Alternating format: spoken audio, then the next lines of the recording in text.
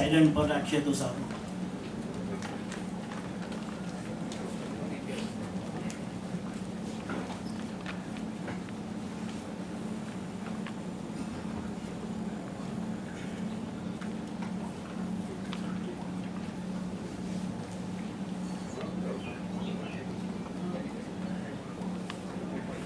નમસ્કાર.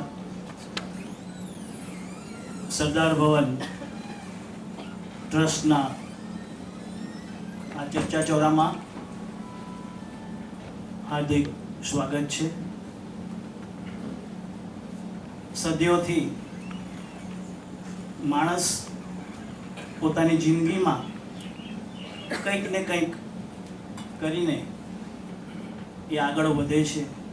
અનેક સમસ્યાઓ, અનેક મૂંઝવણો સમાજ, રાષ્ટ્ર, દેશ અને કુટુંબ આમાં સતત માણસ પીસાતો પણ હોય છે. એ આનંદ પણ અનુભવે છે. કંઈક કેટલાય દુઃખ સહન કરે છે અને કંઈક કેટલાય ખૂબ આનંદથી, દુઃખમાં પણ આનંદથી રહીને પોતાની જિંદગી વિતાવે છે. આજે માણસ કોઈને પણ પૂછે તો એક જ જવાબ મળે, જવા દો ને યાર. જિંદગી પ્રત્યે જાણે બધા દુઃખી હોય એવા કેટલાકના જવાબો આપણને મળતા હોય છે. ને કેટલાક બિંદાસ પણ હોય છે અને મજા છે મજા, આવું પણ કહેનાર હોય છે.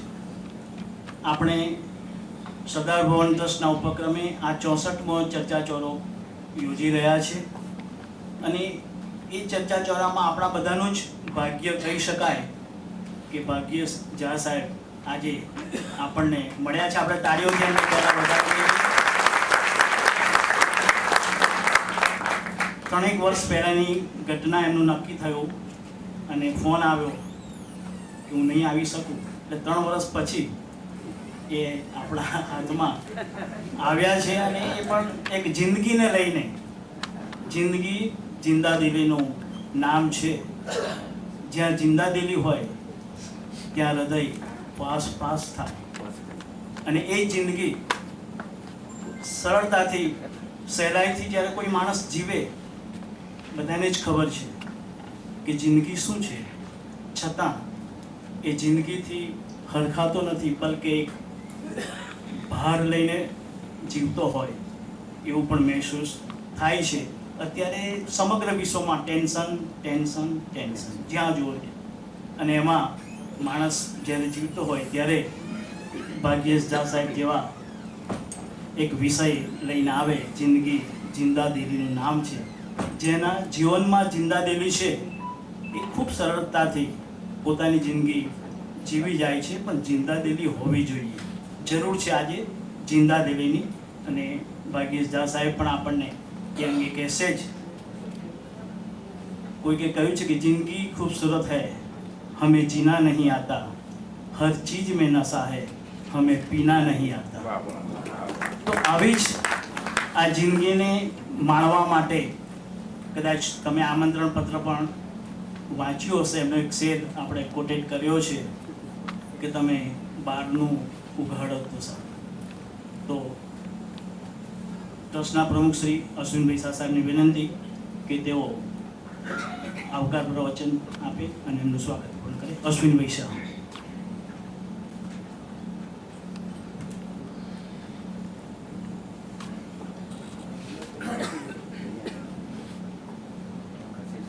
આદરણીય ઝા સાહેબ, MS યુનિવર્સિટી વડોદરા, મારી યુનિવર્સિટીના પૂર્વ વાઇસ ચાન્સેલર ડૉક્ટર કપનીશ, બહેનો અને ભાઈઓ, ઘણા વર્ષની ઇંતજારી અંતે આપણી વચ્ચે ઝા સાહેબ આવ્યા છે. મારી દીકરીનું લગ્ન ગાંધીનગર કર્યું અને મારા વિવાહ ગુજરાત સરકારના પ્રિન્સિપલ સેક્રેટરી હતા. એમની જોડે વાત કરતા વાત નીકળી, સાહેબનું નામ આવ્યું, ઝા સાહેબ. ગાંધીનગરમાં એમને જવાબ આપ્યો, ગાંધીનગરમાં ઘણા ઓફિસરો રહે છે, ઘણા IAS ઓફિસરો, ઘણા ડિપ્લોમેટ, બધા લોકો રહે છે. પણ સંસ્કારી કુટુંબ, ખાનદાન કુટુંબ, જેની સુગંધ પ્રગટેલું કુટુંબ, જો કોઈ હોય તો ઝા ફેમિલી છે. અને ઝા ફેમિલીના ફરજન ભાગ્યેશભાઈ છે. આ શહેરે ગાયકવાડી રાજ ગયા પછી ઘણા કલેક્ટરો જોયા. લલિત દલાલ,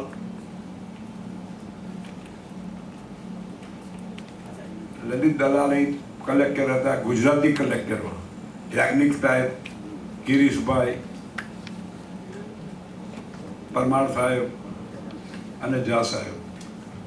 ઝા સાહેબ તો આ શહેર જોડે એટલા બધા હળીમળી ગયેલા કે આ શહેરના લગભગ તમામ વર્ગના લોકો એમની સામે આત્મીયતાથી જોવે. એ ઓળખે છે કે નથી ઓળખતા સવાલ નથી, પણ પેલા માણસને એમને જોઈને એમના પ્રત્યે એક જાતની સહાનુભૂતિ થાય અને એને એક શાંતિ મળે. એ વાતો લોકો વચ્ચે થાય. તે વખતે હું કોંગ્રેસનો પ્રમુખ હતો, લોકોએ વાત કરી. મારા સ્વભાવ પ્રમાણે આખું બોલવાનું, એટલે મેં સાહેબને કીધું, મેં સાહેબ હવે મોદીનું રાજ હતું, મેં સાહેબ વડોદરાથી ઉભા રહો, ચાલશે લોકસભામાં ઉભા રહો. અશ્વિનભાઈ, હવે આવી વાત મારી જોડે નહીં કરવાની, આ મારું કામ નહીં. મારું કામ અત્યારે જે છે તે હું નિષ્ઠાથી બજાવું છું. પછી શું કરવું તેનો નિર્ણય મેં કર્યો નથી. પણ એક વસ્તુ ખરું કે સાહિત્ય, સંસ્કાર, સંસ્કૃત એને હું છોડવાનો નથી. આવા ઝા સાહેબ આપની વચ્ચે છે ત્યારે વધારે મને નહીં બોલતા. જિંદગી જિંદા દિલીનું નામ છે.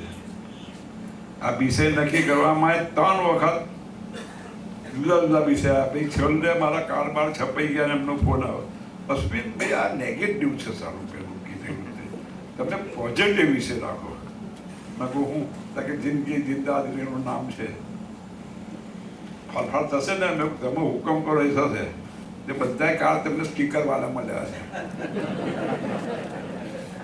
એટલે આ કહેવાનો મતલબ શું છે કે સાહેબ ઓલવેઝ પોઝિટિવ થિંકિંગ વાળા માણસ છે. અને જિંદગી જિંદા દિલનું નામ છે કે છે એટલે બધાને લાગુ પડે, એવું નહીં કે એમને એકલાને લાગુ પડે, પણ જોતા આવડવું જોઈએ. હું આપ અને સાહેબની વચ્ચેથી ખતી જોઉં છું અને આપ સૌ વતી સરદાર ભુવન ટ્રસ્ટ વતી અને આપણા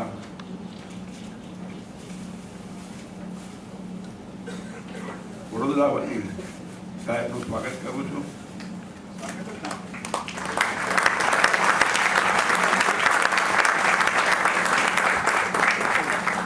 મોમેન્ટો પણ અર્પણ કરશે.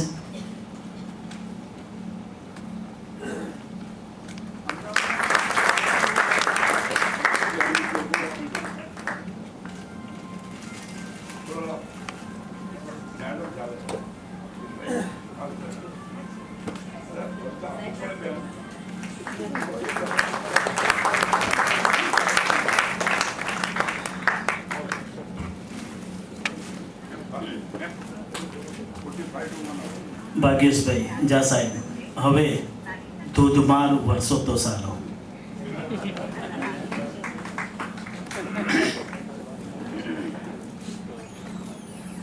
વાગર્થૌ એવ સંપૃક્તૌ વાગર્થૌ પ્રતિપત્તયે જગતઃ પિતરૌ વંદે પાર્વતી પરમેશ્વર. મુરબ્બી અશ્વિનભાઈ, મુરબ્બી અનુજભાઈ, શ્રી દાયમા કુમારજી અને બધા જ વડીલો, ભીખાભાઈથી શરૂ કરીને જગદીશભાઈ આ બાજુ, એટલે બધાના નામ દઈ શકાય એવું છે. એક બે સુધારા કરી તો પછી આપણે વાત ઉપર આવીએ. એમણે એમ કહ્યું કે અમે એટલે ભાગ્યેશભાઈ સાથે વાત કરતા હતા અને એમનું 3 વર્ષ પહેલાં નક્કી થયેલું, એવું નહીં, મારું 34 વર્ષ પહેલાં નક્કી થયેલું.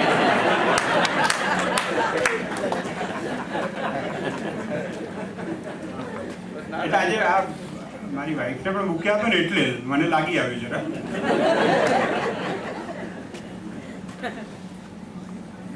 પણ વડોદરા કેવું ગજબ શહેર છે, મને ખબર નથી પડતી આવું ભારતમાં કોઈ બીજું શહેર હશે કે કેમ.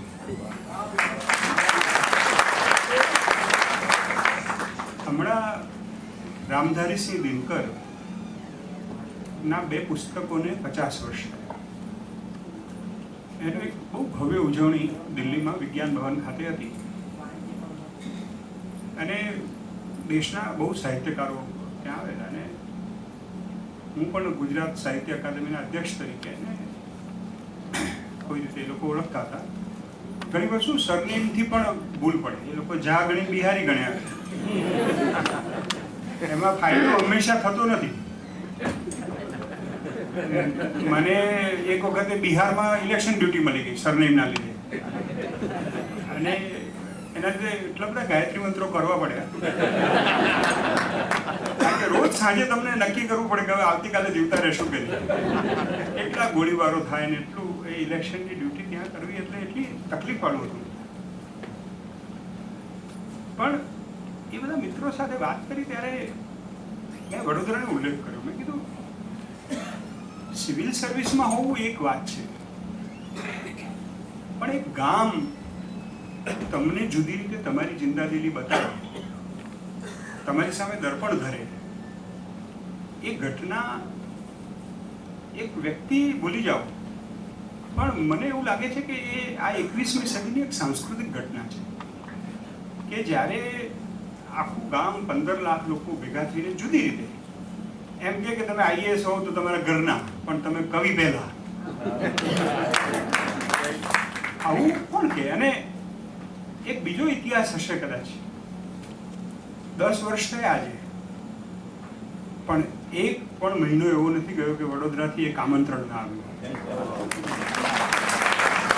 કોઈનો કોઈ સાહિત્યનો આનો કોઈ નાનો મોટો કાર્યક્રમ હોય, કોઈના પર્સનલ, કોઈના મેરેજમાં જવાનું હોય, કંઈકનું કંઈક. અને મને પણ એવું આકર્ષણ રહે કે વડોદરા જવાય તો સારું એમ, અને વડોદરા જઈએ, અને વડોદરા જઈએ એટલે આમ ફ્રેશ થઈ જાય. આમ તો આજે પહેલી જ વખત કહું છું, મોરારી બાપુ એવું કહેલું કે સાસ ઘર બુરો જમાય. મારું સાસરું અહીંયા છે. હું કોઈ દિવસ જાહેર કર્યું નથી, મારા શાળાને ક્યાંય કોઈ જગ્યાએ ક્યાંય દેખાય નહીં એવું પૂરતું કાળજી રાખેલી. પણ એટલી બધી આ શહેરની એક તાસીર એવી છે કે જે માણસનું જીવનનું સત્વ છે એ કાઢી બતાવે. અને આઈ થિંક જિંદાદિલી એટલે શું? આમાં આખા વિષયમાં જે શબ્દ છે એ જિંદાદિલી છે. જિંદગી જિંદાદિલીનું નામ છે. આ જિંદાદિલી શું છે? તો હું કેટલાક ઉદાહરણો, કેટલીક વાતો, કેટલુંક એનાલિસિસ, કેટલીક જે નાનકડી સમજ પડે છે એની વાત કરીશું. મને તો બહુ બીક એટલા માટે લાગે, મને યંગ છોકરા હોય તો કહેવાની મજા આવતા, તો બધા તમે મારા કરતાં પણ વધુ અનુભવી છે. અને જિંદાદિલી એટલે બીજું કશું નહીં. દાખલા કે હમણાં કોઈ ભાઈ ત્યાંથી પેલું ફરફરિયું આપ્યું તો એમાં મારા વિરુદ્ધ જ હોય આર્ટિકલ, તેમ છતાં પણ મને કંઈ અસર ના થાય. આ જિંદાદિલી એ ચાલે. તો ઉમાશંકર જોશીને હું પણ સારી રીતે જાણું છું, મને ખબર છે ઉમાશંકર જોશી શું કર્યું, ઉમાશંકર જોશી શું હતા, આપણે વાત કરીશું. એટલે આ જિંદાદિલી આપણે શોધીશું, શું છે જિંદાદિલી, અથવા મારા આ નાનકડા અનુભવ વિશ્વમાંથી જે કંઈક વાત મળી છે. અને આપણું જે ડાપણ છે સમાજનું, આપણું સામાજિક ડાપણ છે, એ આપણને કોઈ રીતે ઉપયોગી થાય એવું છે. અને બીજી વાત જે લાયમા કુમારજીએ પણ કહ્યું અને અશ્વિનભાઈએ પણ કહ્યું કે આ સદી, આ સમય કંઈક જુદા જ પ્રકારનો આકાર લઈ રહ્યો છે. ત્યારે આ જીવનનું સત્વ આપણે સાચવી શકીશું કે? હમણાં મેં એક મિત્ર સાથે વાત કરતો અમેરિકા, ત્યારે બહુ સારા વૈજ્ઞાનિક છે. મેં એમને કહ્યું કે I want to make A statement. અને એ સ્ટેટમેન્ટ એ છે કે અત્યારે કમ્યુનિકેશનના ખૂબ સાધનો હોવાને લીધે કમ્યુનિકેશન ગેપ વધ્યો છે. અત્યારે બહુ જ મિસઅન્ડરસ્ટેન્ડિંગ થઈ જાય છે, અને ડિપ્રેશન ને ટેન્શન ને, તમે જે કહ્યું ને, આપણને પહેલા બધા કેવા નિરાહતે જીવતા હતા. કોઈ એમ્બિશન નહોતી, કોઈ સ્પર્ધાભાવ નહોતો, કોઈ ખટપટ નહોતું. તો આ શું થઈ ગયું આપણને? આપણી જિંદાદિલી એટલે આમાં આપણા ત્યાં શું છે, બધા લોકો જિંદાદિલીમાં વીર રસ વધારે જોવે છે. જિંદાદિલી લડાઈ કરી દો એમ કંઈ ચાલતું હશે એમ. એટલે અરે એ ખોટું પણ નથી, એ ખોટું પણ નથી. એ વીર રસ તો છે. જિંદાદિલી એટલે આમ મર્દાનગી. મેં તો આમ પંક્તિ અહીંયા તો અમારા બેન બેઠા છે દીનાબેન, એમની હાજરીમાં ગઝલ કેવી જ જોઈએ. એટલે આ જિંદગી જિંદાદિલીનું નામ છે, જિંદગી મર્દાનગીનું કામ છે. એટલે આમ જોડી દેવાય કે આ મર્દાનગીની વાત છે. પણ મકરંદ દવેની એક પંક્તિ અચૂક યાદ આવે કે સંકટો દુઃખો પધારો સ્વાગતમ, સંકટો દુઃખો પધારો સ્વાગતમ, રેશ પણ આ માર્ગથી ચસવું નથી, મર્દની મોકાણમાં જાશું ભલે, પણ કાયરોની જાનમાં જાવ. એટલે વીરરસ તો છે જ આમાં. પણ વીરરસ છે ને મૂળ વાત એમને સરસ વાત કરી કે જીવન આ તો પીવાની પણ વાત આવી. એટલે આ ગુજરાત આપણે નક્કી થવાનું પાછું કે પીતા આવડતું નથી. એટલે અત્યારે તો પાણી સિવાય કોઈ વસ્તુ પીવી ના જોઈએ એવું ડૉક્ટરો વારંવાર કહે છે. પણ આ જિંદગીમાં જે લડાઈ છે આપણી, એ લડાઈ અર્જુનને મળતી પણ છે, કર્ણને મળતી પણ છે, દ્રૌપદીને મળતી પણ છે. બધા પાત્રો આપણી સાથે રોજ વાત કરે છે ક્યાંક ને ક્યાંક. શાકુંતલા મેં હમણાં જ વાત કરી હતી તે દિવસે શકુંતલા પર. હમણાં જ ઉઘરાણી કરી કે રઘુવંશ ઉપર ક્યારે બોલવાના. એટલે મેં પ્રોમિસ આપ્યું છે. અને મેં આ પણ કહ્યું દિલ્હીમાં બધા સાહિત્યકારોને કે આ એક નગર છે કે જ્યાં હું કાલિદાસની કૃતિઓ પર વાત કરું ને 500, 750 થી 1000 લોકો સાંભળવા આવે છે. આવું પણ બીજા કોઈ નગરમાં નહીં થતું. એટલે આ વડોદરા સંસ્કારી નગરી એમ નથી કહેતી. એટલે આ જિંદાદિલી દરેક વ્યક્તિની જિંદાદિલી, દરેક પરિવારની જિંદાદિલી, દરેક પ્રોફેશનની જિંદાદિલી એ જુદા જુદા પ્રકારની નિખરતી હોય છે. અને એને આપણે વિલ ટ્રાય ટુ સી. હું ખાલી નાના 3 ઉદાહરણો કે જે મને જિંદાદિલી ક્યાંથી જડી છે એની વાત કરું છે. હું અહીં અલકાપુરીમાં રહેતો હતો ત્યારે 6:30 વાગે હું મોર્નિંગ વોક કરતો હોઉં ત્યારે મને એક ઘંટડી સાયકલની વાગે એટલે મને એમ થાય કે હું દોડતો દરવાજે જઈને ઊભો રહું. અને હું દરવાજે જઈને ઊભો હતો એટલે એક દૂધવાળો ગીત ગાતો ગાતો સાયકલ લઈને પસાર થાય. અમે એની પાસે દૂધ નહોતા લેતા પણ એ ત્યાંથી પસાર થાય. પણ એનું ગીત ગાવાની રીત, એની મસ્તી, એટલે મારે તમને જિંદાદિલીમાં પેલા વીર રસમાંથી આ મસ્તીમાં લાવવા છે. જિંદાદિલી એટલે જીવનની મસ્તી. એ માણસ જે રીતે સાયકલ ચલાવતો ગીત ગાતા ગાતા જાય, મને તો સવારે મંદિરમાં દર્શન કર્યા હોય ને એટલો સંતોષ થઈ જતો. કારણ કે એક માણસના જીવનની જિંદાદિલી બીજા 1000 લોકોને અથવા જે જુએ એને કંઈક એવું સંતર્પક, એવો સ્પર્શ કરી દે કે આપણને ખૂબ મજા આવે. તમે જુઓ, આ તો સંતોનું એક ઉદાહરણ તો આપણે આપવાની ઈચ્છા થાય. પ્રમુખ સ્વામીને આપણે મળીએ કે મોરારી બાપુને મળીએ તો આપણને એમ લાગે કે કેટલો આપણને પ્રેમ કરે. બધાને એવું લાગે કે બાપુ અમારા છે, બાપુ અમારી સાથે કેટલો પ્રેમથી. પણ બાપુનો એ સ્વભાવ છે કારણ કે એમની જિંદાદિલી એકદમ 100%ની હાઈટ ઉપર છે. એટલે જે માણસ મળે એને, અને આપણે તો બધા પ્રેજ્યુડાઇસ ને પૂર્વગ્રહોથી એટલા બધા. મને મોદી સાહેબ એક અમારા સાહિત્યના કાર્યક્રમમાં વિનોદ ભટ્ટે એમને કંઈ સળી કરી કે એમ કે નરેન્દ્રભાઈ તમે કવિતાઓ લખો છો અને આટલા બધા સારા લેખક છો તો સાહિત્ય પરિષદના સભ્ય થઈ જાઓ ને. એટલે મોદી સાહેબ પછી એમનો વારો આવ્યો એટલે એમને જવાબ આપ્યો કે ભાઈ હું પાર્ટ ટાઈમ પોલિટિક્સનો માણસ છું, ફૂલ ટાઈમ મને ના ભાવે.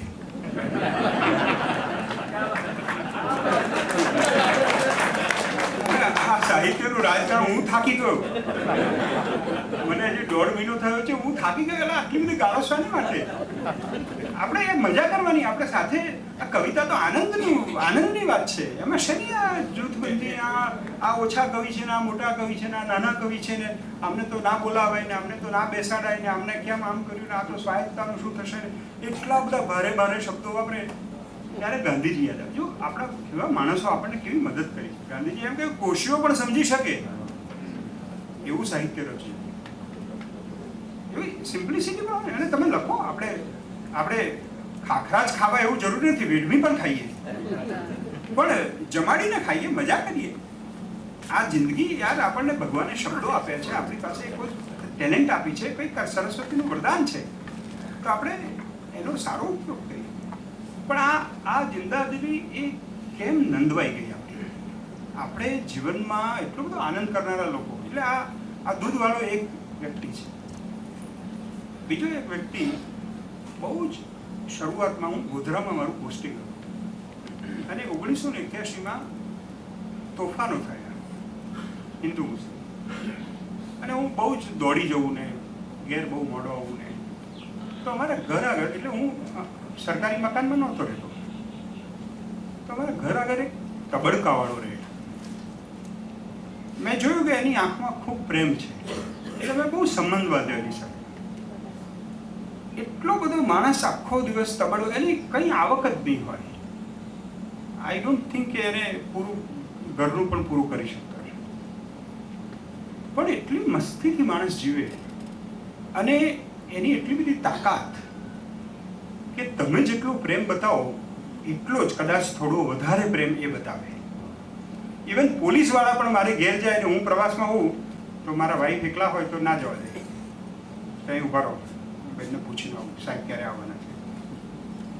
અમે કોઈ પગાર આપતા નહોતા, ખાલી અનુબંધ, ખાલી પ્રેમ.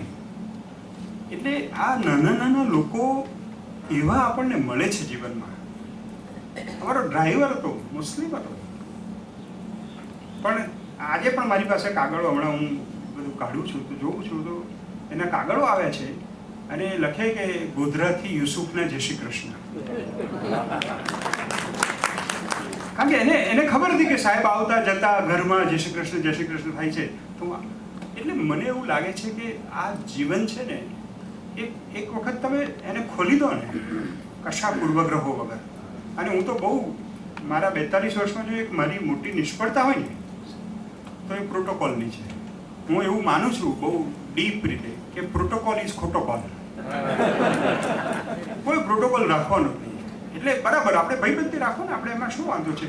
કારણ કે મને એવું, એ તો મોબાઈલ નવા આવેલા અને અમે આ કર્મયોગી તાલીમ બધી શરૂ કરી અને કે આપણે હ્યુમન રિલેશન્સ ઊભા કરીએ ઓફિસમાં, અને બધા પ્રોફેસરો બધી વાત કરે. મેં કીધું ભાઈ આ ભટાવાળો છે, આપણી પાસે મોબાઈલ છે, એની પાસે તો નથી. એને પણ દીકરી તો હોય, દીકરો હોય, એને પણ તાવ આવે. આપણે તો પૂછ્યા કરીએ છીએ કેટલું ટેમ્પરેચર છે, શું ખાધું, એ શું કરતો હશે, એના પણ દીકરા દીકરીઓને કંઈક થતું હશે. અને આપણે તો એને કાયમ માટે એવી ટ્રીટમેન્ટ આપીએ કે જાણે he is a sub human. તો મેં આખી એક વ્યાખ્યા બદલવાનો પ્રયત્ન કર્યો, એમને એકદમ મારા સર્કલમાં લેવાનો પ્રયત્ન કર્યો અને એનાથી એટલો બધો ફાયદો થયો મને.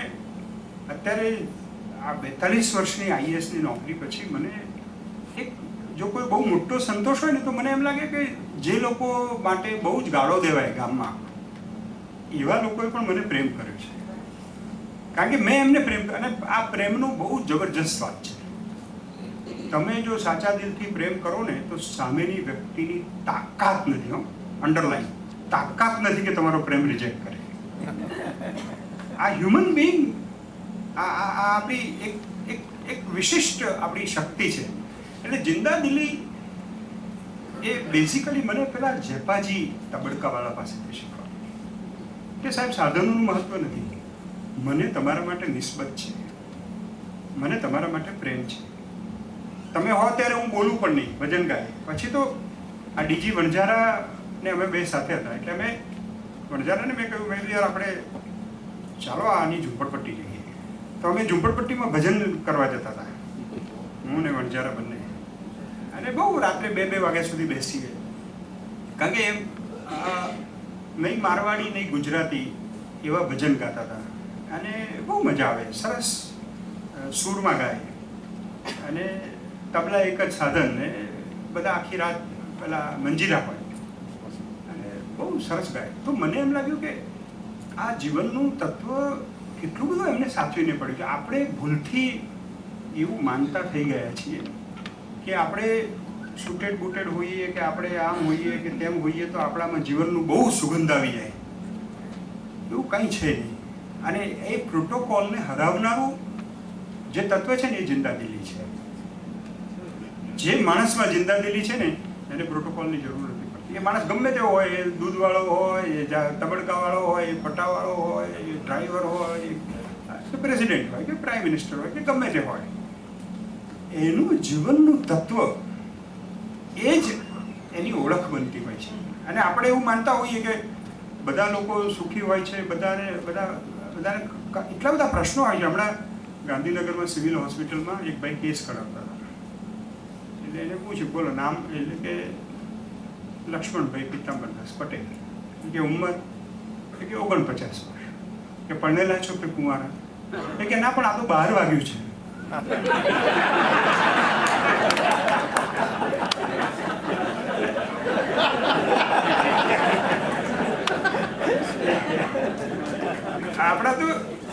આપણી દશા એવી થઈ ગઈ છે. એટલે મને લાગે છે કે આપણે આખા જીવનના 3 ખંડો જોઈએ તો બાળપણ, દાખલા તરીકે, તો બાળપણમાં આપણને અનનેચરલ રહેવું એની એક શિક્ષણ એવું મળે છે કે આપણે નેચરલ નહીં રહેવું. મને હમણાં એક સોશિયોલોજીના પ્રોફેસર સાથે હું વાત કરતો હતો. મેં કીધું, સાહેબ તમે કોઈ સ્ટડી કર્યો છે કે આ માણસોના સ્વભાવ છીછરા કેમ થઈ ગયા છે? પહેલાં કેવો ઉમળકો રહેતો હતો. આપણે તો આપણા ઘેર મહેમાન આવે તો બધા રાજી થઈ જાય, આવો આવો આવો, આમ ઘરમાં ધમાલ થઈ જાય. અને અત્યારે તો તમે કહો 3 જણને લઈને આવું છું, એટલે કેમ શું જવાબ? અને અડધું બારણું ખોલાય એટલે શું પ્રોગ્રામ છે? અરે ભાઈ, પ્રોગ્રામ કંઈ આ લોકો ડાયરાવાળા છે તો પ્રોગ્રામ. Nobody is wanted. મેં કીધું, આ કેમ છીછરા થઈ ગયા છે લોકોના સ્વભાવ? મેં કીધું, મારું એવું એનાલિસિસ છે કે આપણે બાળકોને નાનપણથી અનનેચરલ રહેવાની એક ટ્રેનિંગ આપીએ છીએ. કોઈ મહેમાન આવે કે બધું વ્યવસ્થિત કરી દો, આ ના હોવું જોઈએ, આમ ના હોવું જોઈએ. કારણ શું કે આપણે પેલા જે માણસ આવે છે એના ઘેરે અવ્યવસ્થિત હોય જ ને, એમાં શું વાંધો છે? અને પછી પેલા છોકરાઓ જે રમતા હોય ને એમને એમ કે ચાલો તમે લોકો અંદરના રૂમમાં જતા રહો અથવા તમે બહાર જતા રહો. એટલે પેલો બાળક તો છે ને એ તો વિડીયોગ્રાફર છે. એની આંખમાં આખો વિડીયો ઉતરતો હોય કે આ મહેમાન એ મારો દુશ્મન છે, એને મને રમવા ન દીધો, એને આ બધું. અમારે તો ઝઘડો એ જ થાય, ચોપડીઓ આગી પાછી કરી દે. એટલે મારું કંઈક વાંચવાનું ચાલતું હોય એટલે મહેમાન આવે એટલે હું જો કે મહેમાનોને કર્સ નથી કરતો ભાઈ તમે શું કામ આવ્યા, પણ મને એમ થાય કે આ નાયા હોત તો સારું, મારી ચોપડીઓ તો ઠેકાણે રહેત. કારણ કે બધું મારી વાઈફ ક્યાં મૂકી આવે ને પછી એટલો બધો સમુદ્ર છે કે એમાંથી પુસ્તક પાછું મેળવવું એટલે ત્રંબકભાઈ એક માણસ જોઈએ. ત્યાંથી આ શોધવું કેવી રીતે? આટલા બધા 7-8 હજાર પુસ્તકોની વચ્ચે ખોવાઈ જાઓ તમે. એટલે આ અનનેચરલ લાઈફ જીવવી એ અનનેસેસરીલી આપણે ક્યાંકથી શીખી ગયા છીએ, આર્ટિફિશિયલી. અને હું તો એમ કહું કે આપણે આરતી કરીએ છીએ ને, અખંડ બ્રહ્માંડ દીપાવ્ય પઢવે પંડિતમાં જયો જયો માં જગદંબે. પણ આ અખંડ બ્રહ્માંડ અખંડ છે ને, એને અખંડ તરીકે આપણે જોતા. બાળકને આપણે ક્યાં લઈ જઈએ છીએ? વર્ગખંડમાં. ત્યાં ખંડ થાય ને ત્યાં વર્ગીકૃત થાય, ખંડીકૃત થાય. એટલે એને કોઈ દિવસ અખી લાઈનો વિચાર જ ના આવે. પછી એને તમે નરસિંહ મહેતા કેવી રીતે શીખવાડી શકો? અખિલ બ્રહ્માંડમાં એક તું શ્રી, એ કેવી રીતે આપણે શીખવાડી શકીએ? એને ક્લાસિકલ હવે તો બધું અમે તો મીડિયમવાળા, મારો બાબુ તો મીડિયમમાં ભણે છે. પણ એમાં મીડિયમમાં શું કામ ભણાવો છો? મેં તો હાયરમાં ભણાવો ને. પણ ખબર નથી. એટલે એક પ્રકારની સુપિરિયોરિટી કોમ્પ્લેક્સ આવે, એક પ્રકારનું, અને એવું ઇન્ફ્યુઝ કરવામાં આવે. અમે તો આ સ્કૂલના, અમે તો આ ગામના, અમે તો. એટલે નવા પ્રકારની વર્ણ વ્યવસ્થા ઊભી કરી છે. એટલે આપણે ક્લાસલેસ સોસાયટી કરવાની હોય, આપણે બધાને સમાન કરવાના હોય તો આપણે કશું એવું કરવું જોઈએ સમાજ તરીકે. સાથે આ તો ચર્ચા ચોરો છે એટલે હું આ મુદ્દાઓ મૂકું છું. આપણે ઇન્ડિવિજ્યુઅલી આપણે ચર્ચા કરીને નક્કી કરીએ કે આપણે શું કરવું છે, કારણ કે આવું કરીશું તો આપણે બહુ જ આપણું બ્લિક છે, આપણું ભવિષ્ય બહુ સારું નથી. હું તો એવું માનું છું કે 2065માં આપણે ત્યાં લેંગ્વેજ રાઇટ્સ થશે અને સ્કૂલોમાં એવા સેન્સર મૂકવામાં આવશે કે ગુજરાતી, આ 3 જણા ગુજરાતી બોલ્યા હતા, એમની ધરપકડ કરશે અને એમાંથી તોફાનો થશે. આપણે એક પ્રકારની ઇન્સેન્સિટિવિટી આપણા ભવિષ્યમાં પ્રત્યે ખોળી રહ્યા છીએ. આ બહુ સિરિયસ વસ્તુ, એ આપણી જિંદાદિલી ખતમ કરી દેશે. કારણ કે હું પ્રેમ ના કરી શકું. મને વર્ગખંડમાં એવું શીખવાડવામાં આવે કે આ તારો ભાઈ નથી, એ તારાથી ઉતરતો છે, તું ચડિયાતો છે. વ્યાયામ શિક્ષક, હું હમણાં સુધી સ્પોર્ટ સેક્રેટરી હતો. વ્યાયામ શિક્ષકો બિચારા કાયમ મને કે સાહેબ ગણિતના શિક્ષક, અંગ્રેજીના શિક્ષક એ ટોપ ક્લાસ બ્રાહ્મણ, પછી વચ્ચે વૈશ્યો, પછી કે આ વ્યાયામ એટલે શુદ્ર. બિચારાને એમ એટલે ધાબુ જુએ ત્યારે યાદ આવે, બાકી રમતો તો ક્યાં ચાલતી હોય. તો એટલે મને ખબર નહીં, હું સેક્રેટરી થયો પછી મેં મારા ડેપ્યુટી સેક્રેટરીને બોલાવીને પૂછ્યું, ભાઈ આમાં ગમત કેમ લખ્યું છે, એમાં ગમત શું છે? એ કે સાહેબ આ તો પ્રાસ છે. એટલે ક્યાંના ક્યાં કવિતા પહોંચી જાય છે. એટલે મને તો મજા આવી. પછી મેં મારા મંત્રીશ્રીને પણ કહ્યું, મેં સાહેબ આમાં ગમત છે ને એટલે આપણે જરા હળવા રહીશું. કે કેમ? મેં કીધું આપણે જીવનમાં એવું છે કે સિરિયસ નહીં પણ સિન્સિયર રહેવાનું, અને જિંદાદિલીને સાચવવા માટે આ બહુ અગત્યની વસ્તુ છે. હું તમને નાનકડું ઉદાહરણ, એટલે આ તો આપણે એકદમ શું કહેવાય બેઠકનું વાતાવરણ છે. મોહનભાઈ બરાબર ને? એકદમ બેઠકનું વાતાવરણ છે. એટલે અમારા બધા કવિતાના મિત્રો છે. એટલે બેઠકના વાતાવરણમાં શું થાય કે આપણે એક જગ્યાએ દેવગઢ બારિયામાં હું મામલતદાર હતો અને ગરબા સ્પર્ધાની પરિણામનો દિવસ હતો અને મેં ભૂલથી 2 જોક્સ કીધા. 10-12 હજાર લોકો હતા, બધા છૂટા પડી ગયા. અને પણ ઓકે રિપોર્ટ કર્યો એટલે મારા સાહેબને બહુ ખોટું લાગ્યું. એટલે એમને મને ખુલાસો પૂછ્યો કે તમે કેમ જોક કીધા? It is an unbecoming of an officer. પછી મેં તો બહુ 10 પાના ભરીને જવાબ આપ્યો. મેં તો સાહેબ મેં એટલા માટે કીધા કે કહેવા પાત્ર હતા, કહેવા એવા હતા જાહેરમાં, અને પરિસ્થિતિ ખૂબ ખરાબ હતી. ગરબા સ્પર્ધા હતી. ગરબામાં જેનો પરિણામનું શીટ આવી મારી પાસે, જેનો નંબર આવ્યો હતો એ પહેલી જ વખતે જીતતા હતા. એટલે ટ્રેડિશનલી જે 2-3 સ્કૂલો જીતતી હતી એના બધા વાલી અહીંયા આવી ગયેલા બધા. અને જો એ જાહેરાત કરીએ, અને પીઆઈ અને પીએસઆઈ બંને રજા ઉપર હતા, એટલે હેડ કોન્સ્ટેબલથી મારે લો એન્ડ ઓર્ડર સંભાળવાનો હતો. અને હું પરિણામ જાહેર કરું તો ચોક્કસ તોફાન થાય અથવા બોલાચાલી થાય કે કંઈક થાય. એટલે મેં એ આખું વાળીને ખિસ્સામાં મૂકી દીધું અને પ્રત્યુત્પન્ન મતિત્વ, એ પછી મને પૂછ્યું કે આ શું લખ્યું છે? મેં કીધું સાહેબ સંસ્કૃતમાં છે. પ્રત્યુત્પન્ન મતિત્વનો ઉપયોગ કરીને, એટલે તત્ક્ષણ પ્રેઝન્સ ઓફ માઇન્ડ, એનો ઉપયોગ કરીને મેં એવો નિર્ણય કર્યો કે આ પરિણામ જાહેર કરવા જેવું નથી. એટલે હું ખાલી આજે જોક કરીશ અને હું કહીશ કે આ પરિણામમાં થોડી ચર્ચા કરવી પડે એવી છે કે પ્રાચીન ગરબો એ પ્રાચીન હતો કે અર્વાચીન હતો, એ વિશે થોડી ડિસ્પ્યુટ છે. એટલે કાલે અમે શબ્દો અને એની કેસેટ ફરીથી સાંભળી અને કાલે આચાર્યશ્રીઓને બોલાવી અને પરિણામ જાહેર કરીશું. ત્યાં સુધીમાં આપણે એક બાપુની વાત કરીએ એમ કરીને જોક કીધા અને પછી ચાલ્યું ને બધા છૂટા પડી ગયા. પણ મેં મારા એક્સપ્લેનેશનમાં એક વાક્ય લખેલું કે sir, I bag your pardon, અને આપને ખોટું લાગ્યું તો હું બહુ ક્ષમા માગું છું, પણ આઈ વોન્ટ ટુ ટેલ કે I am very sincere but I am not serious. જીવનમાં બહુ સિરિયસ રહેવાની જરૂર નથી. આ આપણું જે જિંદાદિલી આપણે લૂંટાઈ ગઈ છે ને એનું એક મુખ્ય કારણ છે કે આપણે બહુ જ સિરિયસ થઈ ગયા છીએ. આખો સમાજ જાણે કોઈ મોટા બેસણા માટે નીકળ્યો હોય ને એટલા ખબર નથી આપણે શું કામ હસતા નથી. આપણે કેટલી સગવડો વધી ગઈ આપણી પાસે, કેટલા સાધનો વધી ગયા, તેમ છતાં પણ હસવાનું એટલા બધા અમુક લોકો આપણે મોડેલ સેવા ઊભા કરે છે જે બહુ ગંભીર હોય ને એ લોકો બહુ સફળ છે એવું આપણે માનવા માંડ્યા.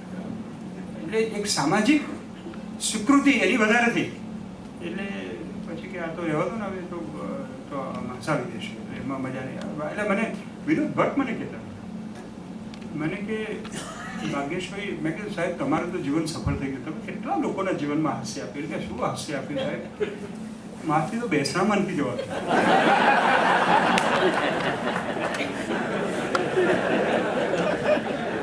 એટલે એમાં એવો પ્રોબ્લેમ થાય એમને વિચારે મને સાચું કહ્યું કે હું એક ભાઈને ત્યાં બેસણામાં ગયો અને એમાં તો કે હું ખુરશી ઉપર પેલા ભાઈની બાજુમાં બેઠો તો એમાં કોઈ એમના સાધુભાઈ હશે કે જે હશે પણ કે એકદમ દોડતા આવીને મને પગે લાગે અને આમ ને તેમને, સાહેબ આજ તો મારો દિવસ વસૂલ થઈ ગયો. પેલો માણસ બિચારો રડતો હતો, સારું થયું તમે આવ્યા આમ તેમ. પછી પાછા બહાર ઉભા રહ્યા તો એટલે પછી કે એ માણસે મને ફોન કરીને ખૂબ ખખડાયો કે તમે શું કામ આવો છો બેસણામાં? કે કેમ? અરે કે યાર મારા બાપાનો આખો પ્રસંગ બગાડી દીધો. તમને અમે આમંત્રણ આપ્યું તો છાપામાં આવે એટલે આવી જ જવાનું. ત્યારથી મેં નક્કી કર્યું મારે હવે આવું જવું નથી. મને ખબર નથી પડતી કે આપણા જીવનમાં હાસ્યને કેમ આટલું પેલું ગણવામાં આવે છે. મને લાગે છે કે જો આ નહીં સંભાળી લઈએ આપણે, જો બ્રિટિશ લોકો કેટલું બધું હસે છે વગર કારણે છે. એમની સિરિયલો જોઈએ ને તો આપણને આમ એટલે કપિલ શર્મા તો બરાબર એમ આપણે જ્યારે પણ ધીમેથી બોલતો હોય ત્યારે સમજીને હસી શકાય, પણ કપિલ શર્માને તો સમજી શકાય અને હસાય પણ ખરા આપણા જોક્સ. બ્રિટિશ હ્યુમર કેવો સરસ છે, જોરદાર. અમેરિકામાં લોકો જુદી રીતે હસે છે, જે નથી હસતા પણ આમ બધા કેવા એમને બિચારાને બધા પ્રશ્નો એમના છે, આપણે એમાં પડવું નથી. બેરેક ઓબામા છે એ બધા ધ્યાન રાખશે, આપણે આપણા પ્રશ્નો છે આપણામાંથી જ બહાર આવવું પડે. એટલે આ જે ગંભીરતા આપણે લઈ લીધી છે એટલે જિંદા દિલીનું એક ત્રીજું જે રોગનું લક્ષણ છે, આપણે બહુ જ જીવનને બહુ જ ગંભીરતાથી લઈ લીધું છે. જીવન ગંભીરતાથી લેવા જેવું છે પણ સિન્સિયરલી લેવા, નિષ્ઠાપૂર્વક લેવાની જરૂર છે. એને આપણી નિષ્ઠામાં કોઈ આંચ ના આવી જોઈએ. આપણે કોઈ એવું ના કહેવું જોઈએ કે આ માણસ કામચોર છે, પણ કામ તો હરતા રમતા આમ કરી શકે. ગૂગલ હિસ્ટ્રી, ગૂગલ સ્ટોરી એવું એક પુસ્તક છે અંગ્રેજીમાં, અને મેનેજમેન્ટમાં એ ભણાવવામાં આવે છે. અને ગૂગલે પોતાના બધા કર્મચારીઓને એમ કહ્યું કે તમારું વિશ લિસ્ટ આપો, ઓફિસમાં તમારે શું જોઈએ છે. એટલે કોઈ હોય ને અળવિતરા કે મારે લપસણી જોઈએ છે,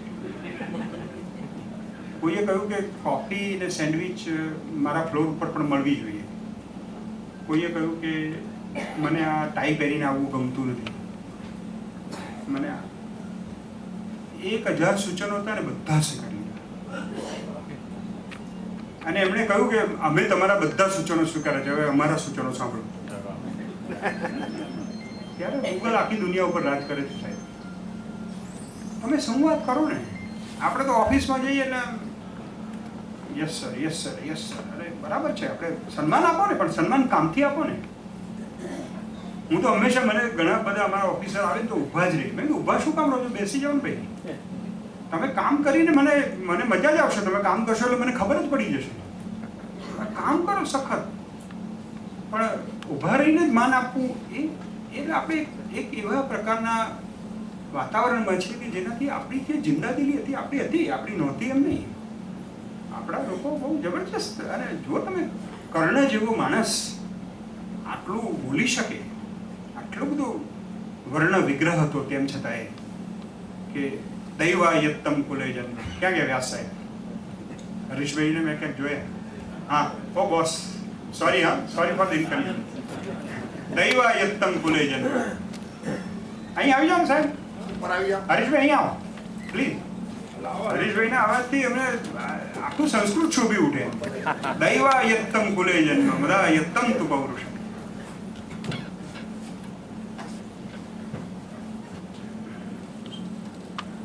આમાં છે ને વ્યાસ સાહેબ એક વખતે અમદાવાદમાં પુસ્તક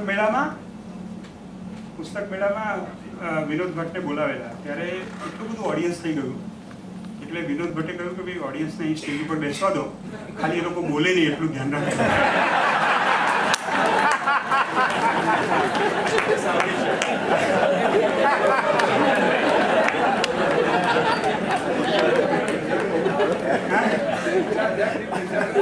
હા એટલે આ કર્ણ કેવું એટલે આપણી કેવી જિંદા દિલ, આપણી કેટલી સ્પોર્ટ્સમેન સ્પિરિટ હશે. તમે વિચાર કરો, ધડાધડી કરે ને દોડે ને ઝઘડે ને, અને તેમ છતાં પણ પોતાનો અભિપ્રાય તો વ્યક્ત કરી શકાય. મેં તો કર્ણ મારા માટે અનેક રીતે આદર્શ છે. હું મૃત્યુંજય વાંચ્યા પછી સાહેબ આખું બદલાઈ ગયું, મારું કન્સેપ્ટ બદલાઈ ગયું. અને મેં તો એવું લખ્યું કે અર્જુન તો ખરો, અર્જુન તો મારો ભાઈબંધ છે, અર્જુન તો મારા હૃદયમાં રહે છે, કારણ કે કૃષ્ણ મારો સગો ભાઈબંધ છે. એટલે